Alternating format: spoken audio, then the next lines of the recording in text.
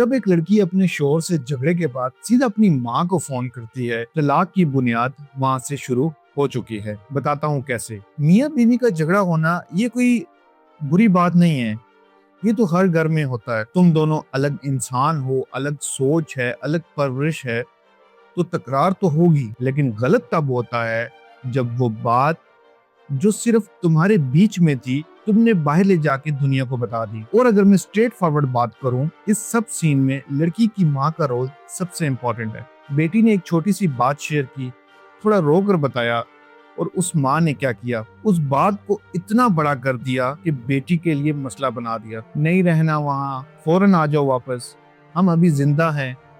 اس کی ہمت کیسے ہوئی؟ اور بیٹی جو کل تک خود ہی معافی مانگنے لگی تھی، سوری بولنے لگی تھی، اب ایگو میں آ گئی، کیونکہ اب اس کی ماں بھی اس کی سائڈ پر ہے۔ اسی ایک فون کال نے رشتہ ختم کر دیا۔ اور یہ جو لوگ کہتے ہیں نا، ارے طلاق لے لو، کیا رکھا ہے، انہیں پتہ نہیں کہ طلاق دینے میں صرف کچھ سیکنڈ لگتے ہیں، سیریسلی صرف کچھ سیکنڈ، لیکن اس کے بعد جو زندگی شروع ہوتی ہے وہ ساری عمر کا درد ہے۔ اکیلے راتیں گزارنا، بچوں کا مستقبل تباہ، بھابھیوں کے تانے سننا، اور نہ جانے کیا کیا ایشوز ہیں طلاق کے۔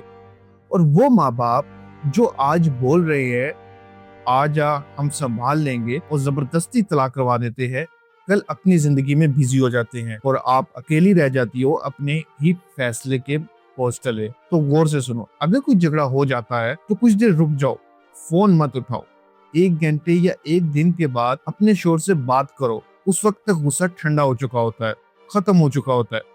لیکن یہ سین سب گھر کے اندر رکھو۔ رشتے باہر والوں سے نہیں ٹوٹتے، رشتے تب ٹوٹتے ہیں جب ہم خود انہیں باہر لے کر جاتے ہیں۔ اگر بات سمجھ آ گئی ہے تو فالو کرو، اور اگر نہیں آئی تو کوئی بات نہیں، ایشوز تو میں پھر بھی ہائی لائٹ کرتا رہوں گا۔ اللہ حافظ۔